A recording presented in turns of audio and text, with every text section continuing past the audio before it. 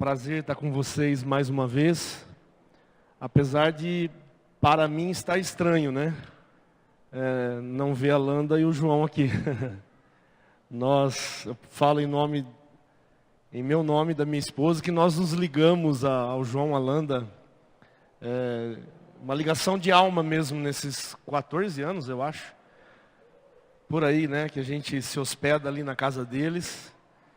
Eu queria ter um pastor igual o João lá em Rio Claro. Se vocês não quiserem, eu levo ele embora, pode deixar. Não? Mas em breve, graças a Deus, ele vai estar aqui. Amém? Mas eu estava pensando, é estranho, né? Não ver o João aqui na frente é estranho. Mas se Deus quiser, estará conosco em breve. Amém? Abra comigo em Salmo 133.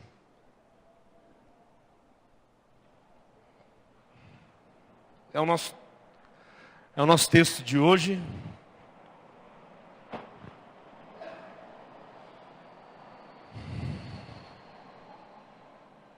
Todos acharam? Salmo 133, versículo 1, 2 e 3, é um salmo curto, né? Mas tão precioso. Ó, como é bom e agradável viverem unidos, irmãos.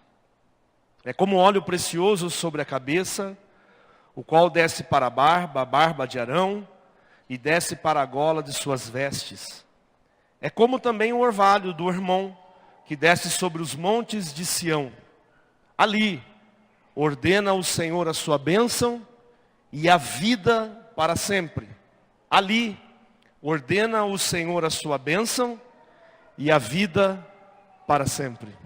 Amém, amados? Bom, na tela vocês estão vendo aí, né, um termo não muito conhecido, porque a gente conhece o termo missão, ou missionário, né? Mas missional é um termo moderno, é novo. Ele não é comum, mas ele é muito importante porque na sua essência, missional significa que a igreja, ela é, como eu acabei de dizer, na sua essência missionária. Não tem como desconectar a igreja de missão. Infelizmente, nos dias de hoje, igreja é uma coisa, missão é outra, né? Então, quem faz missão? Quem faz missão é missionário, quem faz missão é pessoas que foram chamadas, são agências missionárias por toda a terra, como Jocum, como outras conhecidas. Mas, na verdade, quem deveria e deve fazer missão é a igreja. Porque a igreja, ela é missional. Não tem como desconectar a igreja de missão. É a essência da igreja ser missionária. Porque o nosso Deus, no seu caráter, é salvático. Ele tem no seu caráter, na sua essência também, salvar.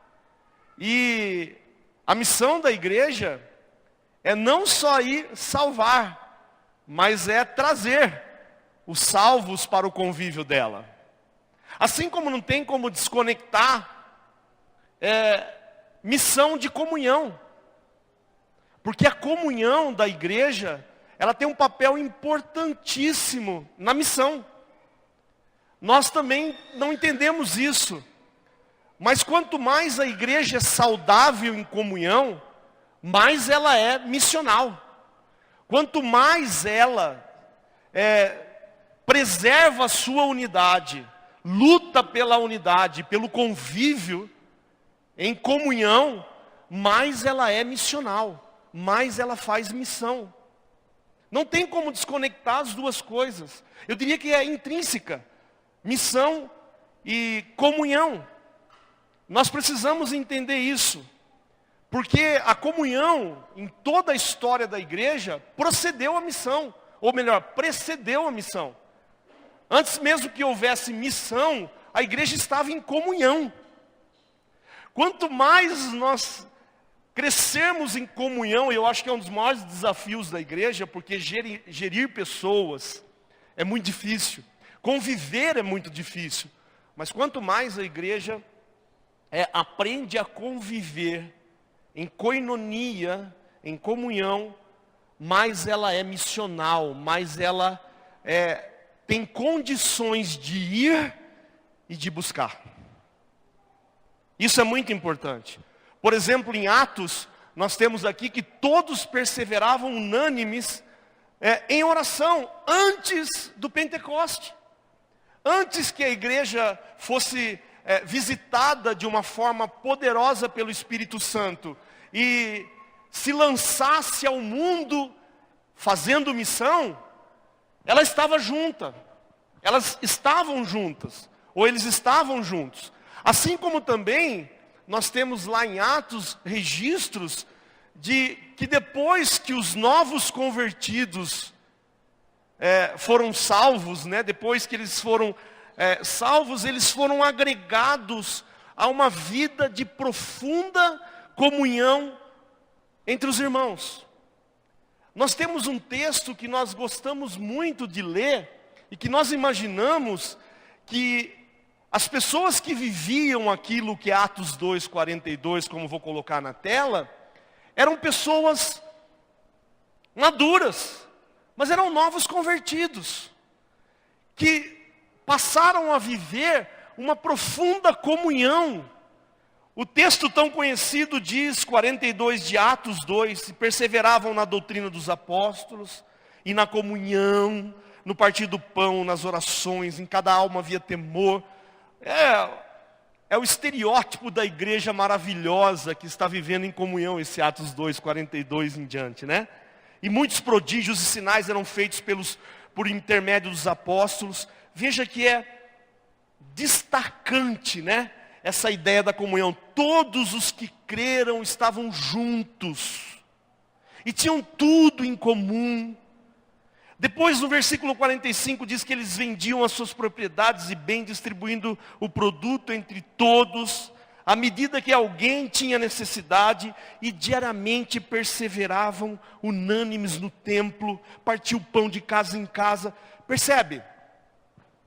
Percebe que a comunhão está ali, vivenciada profundamente entre os novos convertidos. Esse é o grupo dos novos convertidos, porque foram integrados à igreja, e a igreja pelo Espírito Santo era saudável na comunhão, que recebia essas pessoas que receberam a Cristo, que se uniram a Cristo, e tinha um ambiente propício de aceitação e de inclusão. Eles eram integrados. Então missão e comunhão estão inteiramente ligados. Estão intrinsecamente ligados. Quanto mais nós entendemos isso, mais nós iremos em busca dos perdidos e seremos de fato uma igreja missional. Quanto mais a igreja é saudável, mais ela vai. Mas ela não só vai, porque essa tem sido a minha preocupação. Eu tenho batido isso na tecla. Por algum tempo ali em Rio Claro nós tivemos a dificuldade de ir. A igreja não saía. Não saía. Mas daí agora a igreja saiu. E agora a igreja está nos bairros. Agora a igreja tem feito as reuniões de jovem nas praças, nas ruas. Nós temos ido com teatro, banda, pirografia, fogo. Foram aprender a fazer um monte de coisa para chamar atenção e pregar o evangelho. Está todo mundo na rua. Mas daí o Senhor chamou a minha atenção esses dias e disse: ir é uma parte, trazer e integrar os perdidos no meio da igreja é outra parte, que nós precisamos aprender. Porque nós somos muito bons em ir, se é que vamos, mas nós temos muita dificuldade em agregar. Agora é interessante que a palavra agregar significa juntar, mas eu gosto mais da palavra integrar, porque integrar significa levar a pessoa a fazer parte. E é isso que a igreja tem que aprender a fazer. A integrar as pessoas ao ponto dessas pessoas não só entender que são visitantes ou que se achegaram à igreja, mas que elas fazem partes, elas são importantes, elas fazem parte da igreja. Porque surgiu um problema entre nós, e esse problema era o seguinte: nós nos reuníamos aos domingos, e nós temos um trabalho no bairro que chama Maria Cristina. E daí, de repente, chegava aquele mundaréu de crianças e os pais deste bairro simples, pobre, e nós tratávamos o culto assim, os irmãos de Maria Cristina. Chegou os irmãos do Maria Cristina. Amados, vamos ajudar os irmãos do Maria Cristina. E eu comecei a entender que a gente não estava integrando, porque a gente estava tratando com diferença. Ou seja, nós éramos a igreja e aquele povo é o povo pobre que chegou ali. Aí o Senhor chamou a minha atenção e disse, não, nunca mais fala Maria Cristina. Eles são da igreja, eles participam da igreja. E o dom da igreja agora é integrar essas pessoas. É integrar. Então não tem como nós pensarmos em missão sem pensarmos em comunhão. Não tem como. A igreja de Atos, ela crescia em comunhão por dentro, ela crescia para fora em evangelismo e ela crescia para cima em adoração. Então a igreja, a missão da igreja é comunhão, adoração e missão. Quando a igreja é saudável, ela tem essas três características muito salientadas. Ela adora, ela cresce em comunhão e ela vai. E ela sai para fora. Por isso eu pedi para que vocês lessem inicialmente Salmo 133, porque o Salmo 133, ele traz verdades importantes que revelam o quanto a comunhão é imprescindível à missão. Vocês estão entendendo? A comunhão é imprescindível à missão. A igreja que não vive no aperfeiçoamento da comunhão, ela vai ter dificuldade em ir e trazer esse grupo para o meio dela. Então o Salmo 133 vai nos dar muitas dicas a respeito da importância da comunhão, para que a igreja seja uma igreja missional. O primeiro delas é que a comunhão é agradável. O texto diz, ó quão bom e agradável é viverem unidos os irmãos. A comunhão é agradável. Mas a comunhão é agradável em primeiro lugar a quem? A comunhão é agradável em primeiro lugar a Deus. Deus se agrada da comunhão. Amados, presta atenção. A comunhão, ela é agradável em primeiro lugar a Deus. Deus se agrada quando nós vivemos em comunhão. Deus se agrada. É agradável a Ele. Por que é agradável a Ele? Porque a comunhão fortalece os relacionamentos. Porque não há quem se integre a uma igreja sem que ele viva profundos relacionamentos de amizade. Se alguém chegar aqui e desenvolver profundos relacionamentos de amizade, ele não vai mais embora. É a comunhão que faz isso. Mesmo que aquela pessoa ainda tenha uma vida defeituosa, mesmo que aquela pessoa ainda não chegou à conclusão de que Cristo é o Senhor dela, quando ela chega na igreja e ela se liga à amizade, e ela faz amizades profundas, ela fica dentro da igreja. Amém? Ela fica dentro da igreja. Ela se desenvolve dentro da igreja. E Deus sempre se preocupou exatamente com isso. Em que aqueles que forem chegando tenha um ambiente propício para serem aceitos, porque Ele foi quem nos aceitou. Deus sempre teve isso em mente, que a igreja fosse o lugar onde as pessoas pudessem se achegar e serem aceitas por Ele. E que a igreja representasse essa aceitação, integrando as pessoas. Por isso é agradável ao Senhor. Por isso nós precisamos nos preocupar com a comunhão. Sem comunhão não há missão. A igreja perde o vigor e não demonstra de fato o caráter de Deus às pessoas que vão se achegando. Que é um Deus que aceita, que é um Deus que recebe a partir do seu Filho pessoas de toda espécie, de todo tipo. Quando Jesus citou aquele texto tão conhecido de Mateus, né? 28, 19, 28, 18, que nós conhecemos tanto, porque nós nos apegamos ao fazer discípulos. Eu gostaria de chamar a sua atenção que Deus diz o seguinte: ide. A igreja vai.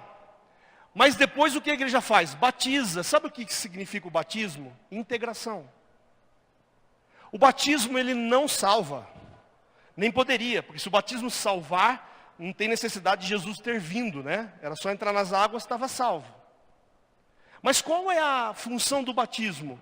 É uma ação pública, aonde as pessoas, elas declaram a todos que agora elas fazem parte do Senhor Jesus e da igreja. É um ato público de integração. Quando Jesus fala, vocês vão, vocês buscam, mas vocês trazem e integram essas pessoas, batizando elas e ensinando elas. O que Jesus está falando é exatamente este ponto, de ir, de trazer e de integrar. Por isso é agradável. É agradável em primeiro lugar aos olhos do Senhor, porque nós estamos exatamente cumprindo o mandamento dele. Quando a igreja vai e integra os seus novos convertidos, e existe um ambiente propício de integração, onde as pessoas passam a fazer parte da igreja, isso agrada ao Senhor. Por isso a comunhão é agradável. Quão bom e agradável é. Agrada a Deus, porque a igreja está obedecendo a Deus, integrando os novos. Mas não só agradável a Deus, mas a igreja, de fato, ela é uma comunhão que é agradável à própria igreja. Gente, nós precisamos entender isso.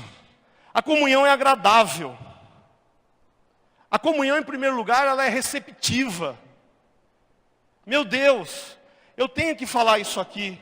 Um dos lugares que não é receptivo é a igreja. É difícil falar isso, mas a igreja ela não sabe receber. Ela não é agradável para receber, e nós precisamos aprender a receber as pessoas. Abra comigo, por exemplo, em Mateus capítulo 9, e você vai ficar escandalizado com o que eu vou falar. Tudo bem, não tem problema, eu vou embora mesmo. Até a próxima vez você já me perdoa. Mas é isso. Mateus 10, 9, abre comigo. Não, 9, 10, desculpa.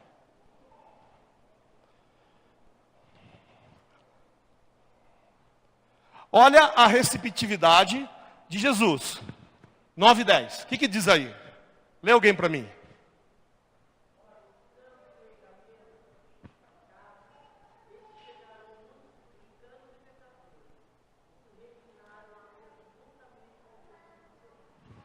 Quem que se achegou à mesa de Jesus? Na casa de Jesus. Quem que foi na casa de Jesus? Publicanos e pecadores. Na casa de quem? Nós abrimos a casa para pecadores, amados? Você abre a sua casa para pecadores? Eu vou falar duas coisas aqui que talvez te escandalize. Talvez você que se ache tão santarrão, não estaria na mesa de Jesus. Não seria um convidado de Jesus. Esse é o primeiro ponto. Porque na casa de Jesus estavam sentados com eles o grupo mais odiado da época, que eram os publicanos, que eram judeus, que se voltaram contra a sua própria nação e cobravam impostos para os romanos. Eles eram odiados. É a mesma coisa se eu levasse para minha casa Dilma. Está dando para entender? Para aqueles que não são petistas. Você chega na minha casa, quem está na mesa comigo? A Dilma Cunha e o Renan Calheiros. Você põe a mão na cabeça e fala, está desviado, deixa embora. Não é? Mas não só esses. Estaria na minha mesa também, imagina, nos dias de hoje, pecadores seria o quê? Nos dias de Jesus eu posso dizer uma série de pessoas. As prostitutas, né? Gregas, os impuros, ladrões, os salteadores, que tinham muitos na época. Mas nos dias de hoje estaria na mesa de Jesus os homossexuais, os divorciados, os tatuadão. Imagina, você chega na casa de Jesus, você chega lá, tem um cara que tem piercing, tatuagem na orelha, tatuagem nos olhos. Não estou dizendo que isso é certo, mas estaria lá.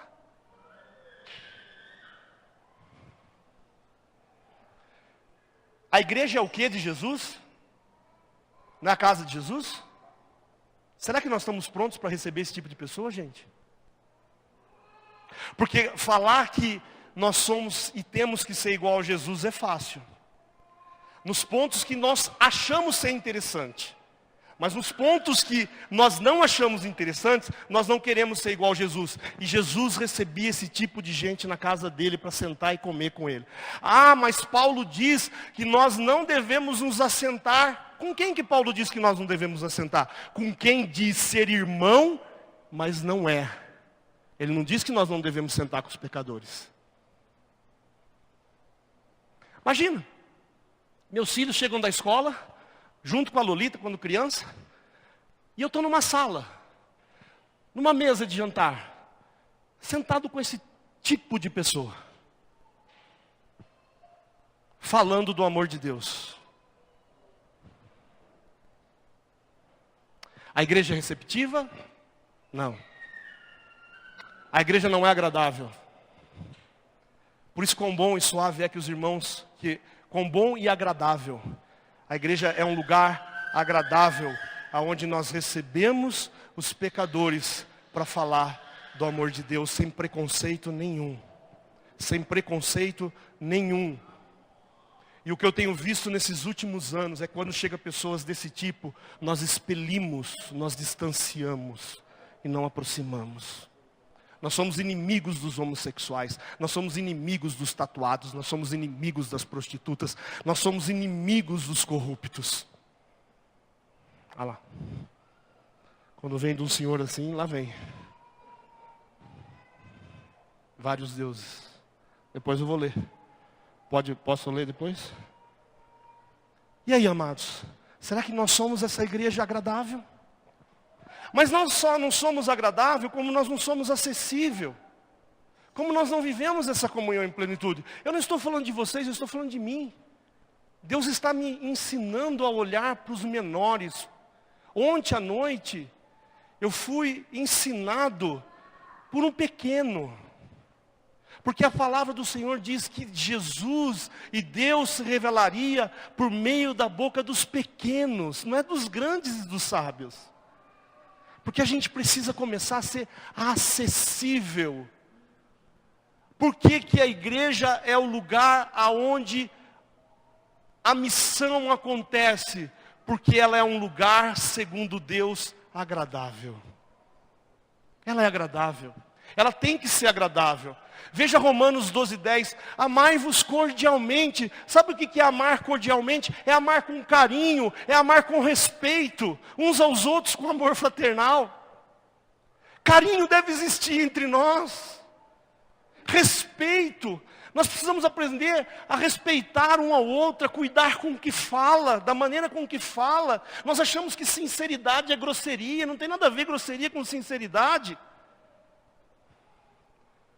Mas se o nosso meio, e eu estou falando de mim, se o nosso meio for um meio grosseiro, onde as pessoas falam o que quer, onde as pessoas se agridem com a boca, nós não estamos prontos para chegar e receber pessoas que vão se ajuntar à igreja. Nós estamos contra a integração, nós estamos contra a missão, nós estamos contra a essência da igreja. Paulo diz que nós devemos nos amar cordialmente, respeitando as pessoas, respeitando a integridade das pessoas, respeitando os valores das pessoas, respeitando gente como Deus respeita. Respeitando os menores, os mais pobres, os menos favorecidos, respeitando os mais ricos, os mais abastados, mas que existe respeito no nosso meio em todos os níveis. E exista carinho entre nós, cordialmente, haja cordialidade. Eu não sei se isso é um problema espiritual ou um problema de educação, porque o meu pai, ele me ensinou desde pequeno que eu tenho que aprender a falar oi, tchau, perdoa-me, desculpa-me, dá licença, por favor. São coisas que não existem mais. Por favor, irmão, me perdoa, irmão, desculpa, irmão, dá licença, irmão. O mais velho ter o seu lugar, o mais velho ser honrado pelos mais novos, nos melhores lugares. Nós não vemos mais isso. E com isso, o que acontece? A igreja deixa de ser missional, porque é um lugar que as pessoas não querem estar. Porque as pessoas não querem se aproximar. E quanto mais as pessoas se distanciar de nós, da igreja, por causa da sua santarrice religiosa, que não tem nada a ver com a essência de Cristo, que aí então é santa, ela distancia pessoas e não atrai pessoas para ouvir o amor de Deus. Jesus fez isso. Eu quero trazer alguns textos. Alegrai-vos com os que se alegram, para falar sobre a receptividade da igreja. E chorai com os que choram. Eu tenho visto uma coisa, amados. Olha, se entristecer com os que estão tristes é fácil. E eu gostaria que você se julgasse nessa hora. Porque todo mundo é solícito ao sofredor, a quem está sofrendo. Todo mundo é solícito. Uma vez conversando com o prefeito da minha cidade, ele disse o seguinte: todos os meus inimigos estavam no velório da minha esposa. Me abraçando, dizendo, se você precisar de qualquer coisa, estou aqui. Até inimigo ajuda na tristeza. Mas muito pouca gente se alegra com os que estão alegres, com os que estão sendo bem-sucedidos, com os que estão prosperando. Sabe por quê? Por causa da inveja. Então se julga, se você é uma pessoa que só ajuda quem está sofrendo, mas tem dificuldade de olhar para alguém que está indo bem, falando, glória a Deus, Deus está abençoando esse irmão, que alegria no meu coração ver o Léo está bem, sendo usado por Deus, Deus prosperando a vida dele. Não tem nada a ver com solicitude. Não tem nada a ver. O ambiente da igreja tem que ser um ambiente onde nós, sim, sofremos com os que sofrem, mas também nos alegramos com os irmãos que estão indo bem. Amém, amados? Nós temos alegria, não inveja, não ciúmes, isso não tem nada a ver com o caráter de Cristo. Eu quero ser rápido, nós temos pouco tempo. Tenham por todos os mesmos cuidados, né? Tenham por todos os mesmos cuidados. Não fiquem pensando que é sábio, que nenhum de vocês fiquem pensando que é sábio.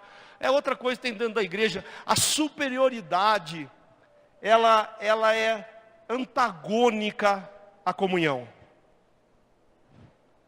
Ninguém consegue viver com alguém que se acha superior em tudo, que não ouve nada, que não se humilha a nada, que não aprende com os menores, com os mais fracos, com as crianças.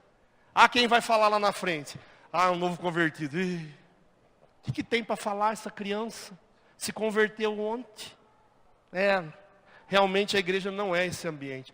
Tem muito o que falar, amados. Tem muito o que falar, como ontem falou comigo, e eu estou indo embora de Rio Preto, talvez uma das maiores profecias que eu recebi vindo aqui nesses 14 anos. Um irmão calado. Uma pessoa que não falou nada, mas para mim falou tudo. Não tem homilética, não tem hermenêutica, não tem teologia, não tem nada disso. Mas Deus falou comigo. E eu pedi para tirar uma foto, porque eu nunca mais vou esquecer disso. Quero aquela foto lá, porque aquela foto vai dizer para mim como é que eu vou lidar com o meu casamento de agora em diante. De agora em diante. Ontem, eu estava preparando o que ia falar para pregar, né, entre os casais, quem não estava lá. E eu estava pensando, lógico, né, como que a mulher tem que tratar o homem. Sei tudo de como a mulher tem que tratar o homem. Mas não estava muito ainda cônscio de como o homem tinha que tratar a mulher. Como seria esse amor de entrega de Jesus? Rapidamente até ir com o Léo buscar o irmão Toninho, seu irmão. Eu não conhecia e nem sabia da história do irmão Toninho. E vocês conhecem bem a história do irmão Toninho.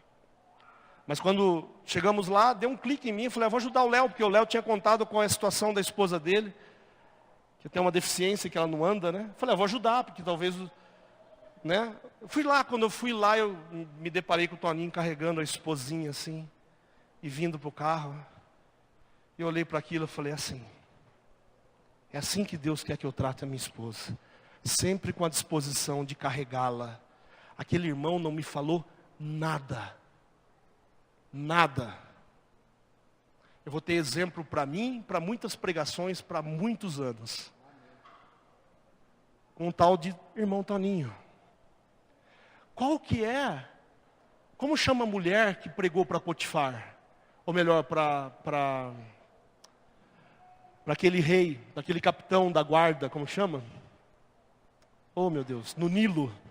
Mandou ele mergulhar no Nilo por 7 vezes, me ajudam aí. Serva de Naamã. Como é o nome da serva de Naamã, amados? Serva. Não tem nome, não tem superioridade, mas fez tudo. Não há sábio entre nós, não há quem sabe mais, não há maior, não há pessoas maiores. Os pastores não são maiores, a liderança não é maior. Nós somos iguais, igual à Trindade, uma comunidade de iguais. Se você procura superioridade na igreja de Cristo, você está no lugar errado, porque a comunidade de Cristo é igual à comunidade do céu. Uma comunidade de iguais, Deus Pai, Deus Filhos e Deus Espírito Santo. É isso. Eu não vou mais ler porque não tenho tempo. Mas não se vinguem. Vença o mal com o bem. Se possível, vivam em paz. Essa é a comunidade acessível. Meu Deus, não vai dar. Acessível. Romanos diz, não pratiquem o mal. Aceitem entre vocês quem é fraco na fé. Aceitar quem é fraco na fé, eu não aceito. Eu não aceito irmão que erra, eu não aceito irmão que não conhece a Bíblia, eu não aceito pessoas. Eu não aceito o fraco na fé, não aceitem os fracos na fé. Essa é a igreja acessível. Essa é a igreja de Jesus, essa é a igreja missional. Olha só, aceite, sabe por que você tem que aceitar? Porque Deus aceitou. Deus aceitou e nós não aceitamos, imagina. Deus fala lá de cima, o que é isso que está acontecendo aí embaixo? Eu aceito aqui, vocês não aceitam aí? Mas em primeiro lugar, é agradável. Eu estou terminando. Em segundo lugar, ele compara a comunhão ao óleo. Ele diz, olha, a comunhão é como o óleo precioso sobre a cabeça, o qual desce a barba de Arão, e desce para a gola das vestes. E olha só, ele compara a comunhão ao óleo. E o óleo na Bíblia, ele tem um tríplice, ou uma tríplice utilidade. Em primeiro lugar, o óleo, ele é cosmético. Assim como a comunhão. A comunhão fraternal, ela traz beleza aos relacionamentos. E ela é vista por todo mundo. Eu caminho com o Juliano faz uns 17 anos. E o Juliano ficou melhor que eu, muito melhor que eu, né? Então ele sai pregar lá, todos os cantos lá de Rio Claro, ele sai pregar. Eu não saio, mas ele sai. E aí um desses dias ele veio falando para mim, você não sabe o que o pastor me chamou no gabinete dele antes de eu pregar e falou assim, me ensina como que é isso, conviver com uma só mesma pessoa 17 anos. Você continua naquela igreja? Não é possível que você está na mesma igreja. O Juliano, sim, eu estou caminho com o Alexei faz 17 anos. Aí nós começamos a perceber que a unidade é cosmética. Ela embeleza e ela mostra às demais pessoas como Deus vive em comunidade. Então o óleo, ele compara a unidade, a comunhão ao óleo e diz, traz beleza. Aí você diz, como assim? Olha o que Jesus diz. Eu lhes tenho transmitido a glória que me tens dado, para que sejam Um como nós o somos. Eu neles, tu em mim, a fim de que sejam aperfeiçoados na unidade. Para que o quê? Para que o mundo, olha como é missional a comunhão. Olha como a comunhão, ela exala um cheiro que o mundo passa a conhecer. Para que o mundo conheça que tu... Como é que o mundo vai conhecer que Jesus de fato foi enviado? Pela comunhão. Pela comunhão, porque a comunhão é cosmética. Ela traz beleza, as pessoas param para ver. As pessoas que chegam admiram. As pessoas que chegam falam, como que pode esses irmãos viverem desse jeito? Eles brigam, eles erram, mas eles se perdoam, eles não se desgrudam, eles se acertam, eles se arrependem, eles continuam caminhando. Mas o óleo também é remédio. Por que é importante o óleo para a missão? Por que é importante a comunhão para a missão? Porque cura. Quantos foram já curados pela comunhão? Você já foi, amado? Já foi curado? Quando eu me converti, na verdade não tinha nem me convertido. A Lolita conseguiu me levar para a igreja. Porque eu falei, nossa, que mulher maravilhosa, ela é minha. Mas ela disse, sem Jesus não dá. E ela cantou, sem Jesus não dá. E eu falei, como é que faz então? Você tem que ir para a igreja. Então foi a condição dela, não podia tocar nela antes de ter Jesus. É um bom remédio para as irmãs que vão casar. Só toca em mim depois de Jesus, toca em Jesus primeiro. E eu fui para a igreja. Eu era um jovem muito ferido no relacionamento que tinha com o meu pai principalmente. Tinha muitos traumas que graças a Deus o Senhor curou. Mas quando eu fui chegando na igreja, uma senhora que a gente tem o carinho de chamá-la de Vó Maria, não veio e não falou nada, ela só me abraçou. Gente, ela pregou o evangelho com um abraço. Eu comecei a chorar. E eu sabia que Deus estava me curando. A comunhão cura. Não se afastem da comunhão e não afastem ninguém da comunhão. Você quer que alguém seja curado? Envolva essa pessoa. Traz ela para a comunhão. Ah, mas é pecadora, traz para a comunhão. Ah, mas ela não aguenta esse irmão, traz para a comunhão. Ah, mas olha o que ele fez, traz para a comunhão. A comunhão cura. O óleo é curador. Quando nós entendemos isso, é como o óleo precioso. Óleo cura. Você está ferido, não se afasta da igreja. Se una à igreja. Se reúna com a igreja. Pede socorro para a igreja. As pessoas quando estão feridas, elas se distanciam da igreja. A igreja tem que buscar os que estão distanciados e feridos e trazer para a igreja. E você que está distanciado porque está ferido, venha para a igreja. Amém? Porque cura. E não só isso, é cura espiritual. O óleo é uma das maiores representações da vida do Espírito Santo. Na Bíblia toda, o Espírito Santo, ele é considerado como se fosse um óleo. Porque o óleo é uma cura espiritual. Não só uma cura emocional, não só uma cura física, mas é uma cura espiritual. Tudo isso é missional. Imagina alguém chega aqui, todo estrupiado pelo mundo, todo destruído pela vida, todo arrasado. Nós pregamos o Evangelho, mas nós recebemos essa pessoa com todo o amor de Deus e a comunhão. Você pega essa pessoa, você leva para sua casa, ela não tinha comunidade, ela não tinha família, ela não tinha vida, agora ela está na mesa com você tomando um café, ela está jantando, ela tem para quem ligar, ela tem com quem se comunicar, ela tem com quem se reunir depois do domingo na reunião ou no sábado, como no caso de vocês. Isso cura. Isso cura a gente.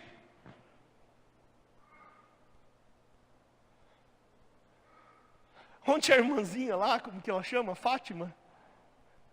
Ela parou no meio de tudo aquilo lá, ela olhou para mim, para o Léo. Desculpa estar usando o exemplo dela, que eu acho que é o exemplo de vocês aqui. Ela começou a chorar. E daí a Lolita perguntou, por que você está chorando? Eu falei assim, eu estou feliz. Você está feliz, irmã? Eu estou muito feliz. Feliz por quê? Eu entendi. Porque ela está na comunhão. Ela não pode ser esquecida. Ela tem que ser trazida para a comunhão. Busca de avião, skate, patinete, mas traz. Porque ela fica feliz. O que ela está sendo? Curada. Curada.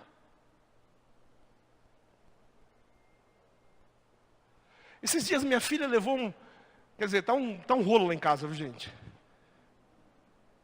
Que eu chego, abro a porta do quarto da minha filha, não faça isso, sem direção de Deus, mas nós estamos aceitando.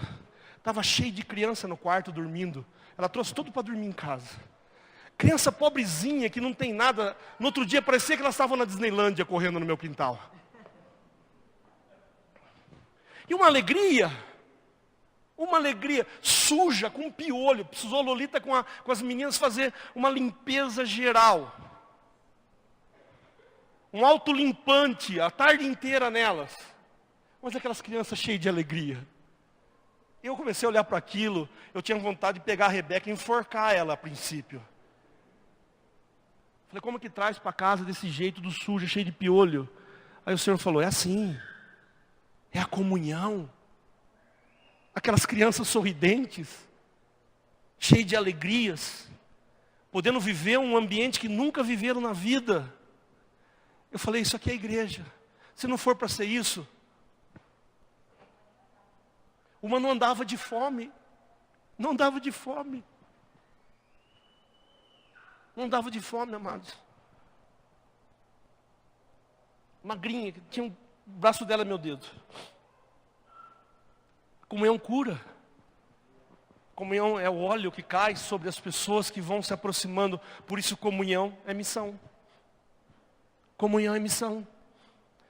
Mas não só é como óleo, ele também compara, é como o orvalho do Hermon que desce sobre os montes de Sião.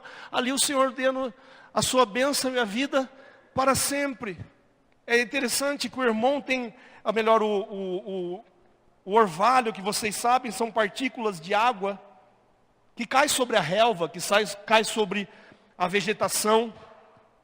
Ele tem algumas características interessantes, ele figura muitas coisas. Mas a primeira coisa é que o orvalho cai frequentemente. A sua ação é contínua. Assim como deve ser a nossa união fraternal, contínua. Nós temos que lutar para ser contínua. Tem momentos que a igreja vive crise, tem momentos que a gente está de bico um com o outro, tem momentos que parece que virou um inferno a igreja, né? Parece que a igreja está todo mundo contra todo mundo. Ali nós temos que lutar pela unidade, porque a unidade é missão. Comunhão é missão. E assim é o orvalho. Ele cai frequentemente. Ele cai toda noite frequentemente. O orvalho ele não só cai frequentemente, como ele cai silenciosamente. Opa, desculpa. Ele cai silenciosamente, ou seja, eita, vai. Ele cai silenciosamente. É diferente da chuva, né? A chuva vem com barulho, a chuva vem com relâmpagos. Já o orvalho não. Ele cai sem alarde. Assim é a comunhão fraternal. Ela age de forma terapêutica, sem fazer muito barulho. Às vezes é na calada da noite que algum irmão, através de um telefonema, ou através de um carinho, ou através de uma palavra, é usado por Deus para fortalecer o outro. Ela é silenciosa, ela não é barulhenta. A unidade e a comunhão não é barulhenta. Nós não temos que fazer a reunião da unidade. Nós não temos que fazer um encontro da unidade. O congresso de como sermos um. A conferência de como andarmos em unidade, como lutarmos. Não temos que fazer nada disso, porque ela é silenciosa. Ela é no convívio, ela é terapêutica. Ela vai funcionando sem que nós nem percebamos. E daí, de repente, as pessoas estão sendo restauradas pela comunhão. Não é assim? Não é assim? Não adianta a gente fazer um congresso para falar sobre unidade, vamos abraçar. Nós vamos terminar hoje abraçando, orando pelos outros. Mas não é assim só. Não é no barulho. Não é no momento. É no dia a dia. É terapêutico. E é assim que acontece. É assim que exatamente existe. Mas além disso, ela cai durante a noite. Assim como é a unidade. Né? é nos momentos onde atravessamos vales escuros de dor, que a amizade vem confortar, que a amizade vem como o orvalho que restaura. É justamente nos momentos mais difíceis que nós encontramos amigos verdadeiros, pessoas que estão do nosso lado, né? É numa comunhão fraternal que nós podemos ser refrigerados, que nós podemos ter refrigério, que nós possamos ser renovados no ânimo. É justamente na calada da noite, é na virada da noite, é nos momentos mais difíceis, que a comunhão é missional. E ela está pronta para receber pessoas de todos os tipos, de todas as maneiras. E o orvalho, finalmente ele se espalha. Presta muita atenção aqui. O Hermon é um monte. Como vocês sabem, Sião é outro. A distância entre o Hermon e Sião é de 200 quilômetros. O salmista está dizendo que o orvalho que cai no Hermon, ele desce sobre um monte Sião. Ou seja, a relação, a unidade, a comunhão da igreja, nós nem imaginamos, ela atinge lugares longínquos. Nós nem imaginamos, amados, aonde a comunhão pode chegar, aonde o amor pode chegar. É isso que ele está dizendo. O orvalho é comparado a exatamente, a unidade é comparada exatamente ao orvalho, porque o orvalho faz isso. Ele se espalha assim como se espalha a comunhão. Assim como se espalha a comunhão. E para terminar, ali ordena o Senhor a sua bênção e a vida para sempre. A comunhão, ela é abençoadora. Deixa eu falar uma coisa. Quem traz a vida é Deus. Quem abre os olhos de um homem para enxergar a Cristo é Deus. Quem dá a fé para um homem crer em Jesus é Deus. A fé não é natural, não está no homem. A Bíblia diz que é um dom que Deus dá para o homem crer, é Deus. Quem chama esse homem das trevas é Deus. Quem escolhe esse homem é Deus. Quem dá a vida a ele é Deus. Amém? Então não depende de um lugar para Deus dar a vida. Qualquer lugar Deus pode fazer isso. Mas o salmista está falando que existe um lugar propício aonde isso comumente pode acontecer. Ali. Ali aonde, no meio da comunhão, é que o Senhor ordena a bênção e a vida para sempre. Nós precisamos lutar por esse ambiente respeitoso, por esse ambiente acessível, por esse ambiente receptivo, porque ali, por esse lugar onde as pessoas são restauradas de suas dores, onde as pessoas são curadas dos seus traumas, onde as pessoas que a sociedade jogou fora, recebe. Ali.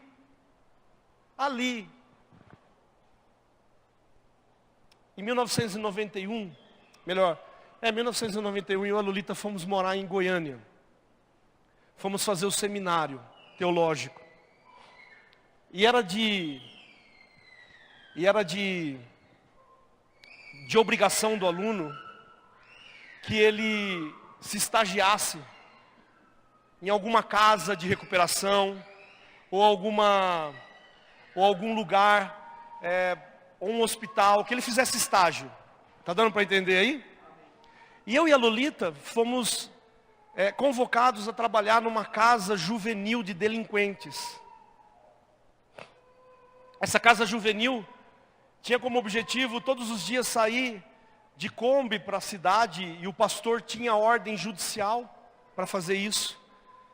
E acolher e recolher as crianças que estavam usando drogas, cola principalmente, cheiravam muita cola nas ruas. E traziam essas crianças para esse abrigo. Essas crianças, elas eram cuidadas ali, medicadas, e muitas delas permaneciam ali como uma casa de recuperação. Só que era de criança delinquente. E um determinado dia eu estava lá, a Kombi foi buscar, o irmão que ia buscar chamava Mauri. E ele chegou com uma porção de crianças, e quando chegava os obreiros eram eram responsabilizados por, olha, você fica com esse, você fica com aquele, você fica com aquele. E o Amaury falou assim, ó, você fica com o Orlandino. Chamava Orlandino, nunca mais esqueço. Tá bom, ficou Orlandino. Eu peguei o Orlandino cheirava urina. Sabe, a roupa tinha um cheiro de urina de vários dias. Uma criança, não passava de 10 anos. Ele tinha mais cola no cabelo do que cabelo. De tanto que cheirou cola. Eu fui dar banho naquele menino, acho que eu levei umas 2 horas, Pierre, para limpar ele. Escova daqui, escova de lá. Ele não era moreninho, ele era branquinho, mas para deixar ele branco foi difícil. Quase que eu joguei soda cáustica, de tão sujo que ele estava. Limpei o Orlandino, preparei o Orlandino. A casa era sustentada por uma instituição americana. Eles mandavam roupas, brinquedos, tinha tudo a casa. Era maravilhoso. E eu fui lá, pus uma roupa bonita no Orlandino, pus um boné no Orlandino, deixei ele, que nem dizia antigamente, as pampas, né? Deixei ele bonitão, com tênis, ganhava tênis, eles ganhavam All-Star. Os Estados Unidos mandavam All-Star para as crianças, tudo de All-Star. Era lindo. Eu peguei o Orlandino. Aí quem que dá comida para o Orlandino? É o obreiro. Amados, eu peguei a comida, sim, preparei a comida, porque nós não deixávamos, não era permitido que a criança pegasse, porque muitos assim tinham ansiedade, porque não viam comida daquele jeito, né? Eu peguei o prato de comida, virei e dei para o Orlandino. Só que eu estava cuidando de outras crianças. Quando eu viro para pegar outros pratos, eu volto, cadê o Orlandino? O Orlandino não está ali. A chácara era muito grande. Eu falei, meu Deus, o pastor Elias vai me matar, porque está na minha responsabilidade. Se uma criança dessa foge aqui, o juizado de menores vai para cima desse homem, porque ficou sob a responsabilidade dele. Eu saí desesperado para a chácara, e vou para lá, e vou para cá, e vou para cá, e vou para lá, e não acho esse menino. A chácara é enorme. Eu falei, eu perdi o Orlandino no meio do mato, isso vai dar um problema sério quando eu estou andando assim. Lá tinha aquelas latas de óleo que vira lata de lixo, sabe, enorme. Quando eu olho assim, eu ouço um barulho dentro da lata de lixo. Falei, meu Deus. Quando eu olho lá dentro, está o Orlandino comendo comida podre. Com banana, né, Tata? Banana podre na boca. Meu primeiro sentimento, eu vou dar nesse moleque. Que eu passei 2 horas dando banho nele. Aí saiu a ira assim, né? Como um descarrego. Deus te liberta. E eu olhei para o Orlandinho e falei assim, cara, pelo amor de Deus, te dei comida da melhor qualidade, você está comendo isso daqui? Ele falou, tio, eu não sei o que é aquilo lá. Essa é a minha comida. Eu falei, como é a sua comida, Orlandino? Eu como isso todo dia no Ceasa. Eu e minha família vamos para o Ceasa comer isso todo dia. Aquilo me ligou, aquele menino. E os dias que eu estive ali, eu criei amizade com ele. Eu cuidei dele. Eu amei ele de todo o meu coração. Vim embora para Rio Claro, o Orlandino continuou internado na casa. Continuou internado na casa. Depois de 10 anos eu volto para uma conferência de pastores em Goiânia, porque fui convidado. Não tive como ir nesses 10 anos, era obrigado eu ir, mas aqueles anos não deram. Porque a igreja não tinha condição de me enviar, mas teve um ano lá, fui 10 anos. 10 anos depois, eu entro no escritório da igreja que eu trabalhei por vários anos.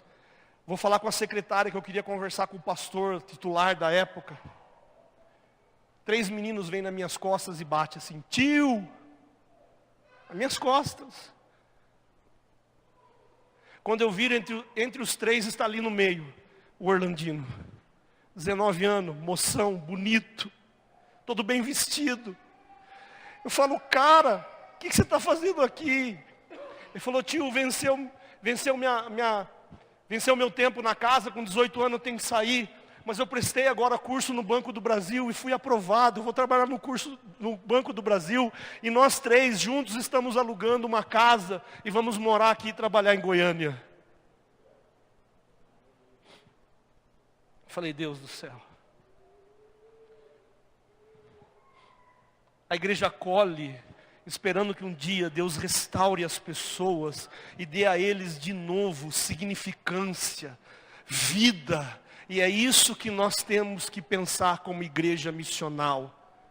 Porque quanto mais nós abrimos o nosso coração para comunhão, sem preconceitos, nós vamos ver esses valores e essas pessoas. Um menino que não sabia o que comer, agora ia trabalhar no Banco do Brasil. Eu queria terminar com esse testemunho, irmãos. Porque quanto mais nós crescermos na comunhão, mais nós alargarmos os nossos corações, mais Deus vai encontrar um lugar. Ali o Senhor ordena a bênção e a vida para sempre. Vamos ficar de pé, amados.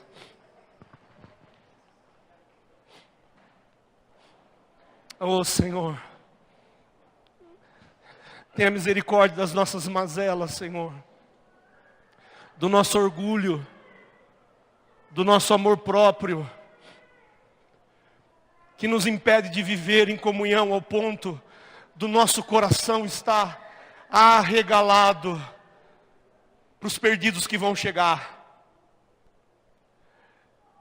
Amados, eu estou tão convicto que eu estou falando que se fosse a última vez que eu fosse pregar aqui, eu pregaria esse sermão.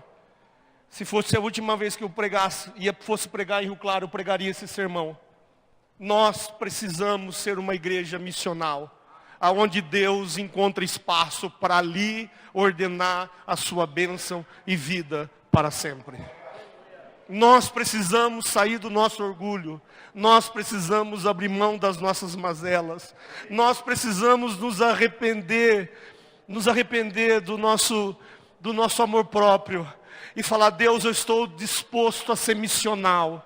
Eu estou disposto a lutar pela unidade, porque a unidade é o lugar aonde as pessoas vão chegar e vão encontrar tudo isso, cura, vão encontrar descanso, vão encontrar na sua vida tudo aquilo que precisa para serem restaurados. Oh, Senhor, tem misericórdia de nós. Perdoa os nossos pecados, Senhor. Perdoa a dureza do nosso coração, Senhor. Perdoa porque nós expelimos de vez de aproximarmos. Perdoa porque o Senhor se sacrificou para aproximar e nós lutamos para expelir. Que essa igreja cresça a partir de hoje como igreja missional, aberta, completamente aberta ao Senhor, completamente aberta à obra do Senhor. Essa obra que destrói preconceitos, que nos aproxima dos menores, dos mais fracos, dos rejeitados pela sociedade, em nome de Jesus. Que essa palavra possa entrar e fazer morada e frutificar no coração de cada um dos meus irmãozinhos aqui, Deus. Para que nós possamos ver com o passar dos anos, que a comunhão curou, a comunhão sarou, a comunhão restaurou, a comunhão deu esperança, a comunhão deu sentido à vida das pessoas, Pai. Em nome de Jesus, Senhor. Em nome de Jesus. Amém, Senhor.